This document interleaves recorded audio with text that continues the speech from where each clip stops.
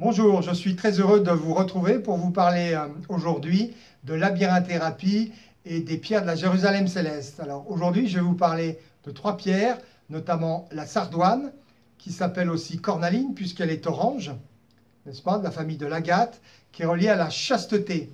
Je vais vous parler également de la chrysolite, qui est reliée à la connaissance. Alors la chrysolite a plusieurs noms, elle s'appelle aussi péridot ou olivine. Et je vais vous parler enfin d'une troisième pierre qui s'appelle béryl. C'est la famille, c'est béryl, qui est en réalité une negmarine et qui est reliée à l'harmonie. Donc je reviens à cette sardoine. Alors la sardoine, rappelez-vous, je vous ai dit la semaine dernière, je vous ai parlé de Saint-Hildegarde, je vous ai raconté une petite histoire en vous disant que cette fameuse sardoine, en réalité, était une pierre anti-poison. À l'époque, tout le monde empoisonnait tout le monde, à l'époque de Saint-Hildegarde, et donc elle pilait cette fameuse sardoine, comme je vous l'ai dit dans la précédente vidéo, pour pouvoir protéger l'estomac des gens qui absorbaient du poison notamment. Et comme ça leur permettait d'éviter de mourir tout simplement. Donc cette sardoine également travaille au niveau des émotions. Alors je vous ai parlé tout à l'heure de chasteté. Alors qu'est-ce que j'entends par là? Il y a un rapport par rapport à la chasteté, la sexualité, mais surtout la pureté, notamment la pureté de l'âme. C'est la pierre également des émotions qui permet de lutter contre des émotions. Donc on peut l'utiliser au niveau de l'estomac. Vous savez, quand on a une émotion ou comment dirais-je, il nous est arrivé quelque chose qui nous a émotionné, une émotion forte notamment, on a la boule au ventre. Donc cette pierre peut nous permettre de décristalliser cette boule au ventre. On la pose simplement à ce niveau-là, au niveau du splénique, exactement, au niveau de l'estomac.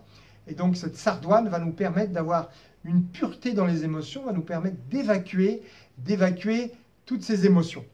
Voilà en ce qui concerne la sardoine. Également acquérir une pureté d'âme, puisqu'elle nettoie notamment toutes les émotions, les pensées négatives, tout ce qui nous a amené à être justement émotionnés négativement.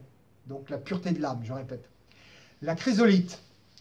Alors cette chrysolite, justement, qui s'appelle également péridot ou olivine, elle va nous permettre de travailler au niveau de la connaissance. Alors la chrysolite travaille également le fil d'Ariane, nous permet de rentrer en contact avec le père métaphysique, mais également en contact avec notre âme.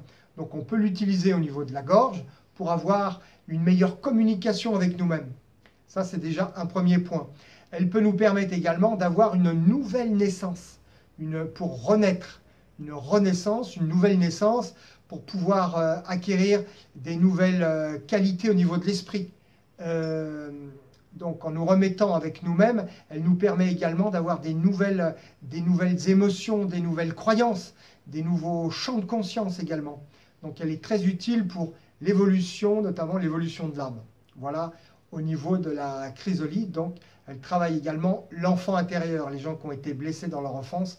Elle peut permettre de cautériser, on peut la travailler au niveau du cœur, on peut la travailler également au niveau de la parole, puisqu'elle permet, quand il y a des non-dits, des choses comme ça, de pouvoir s'exprimer au niveau de la parole. Vous voyez, vous la placez au niveau de la gorge pour pouvoir évacuer ce que vous n'avez pas pu, comment dirais-je, communiquer quand vous étiez enfant.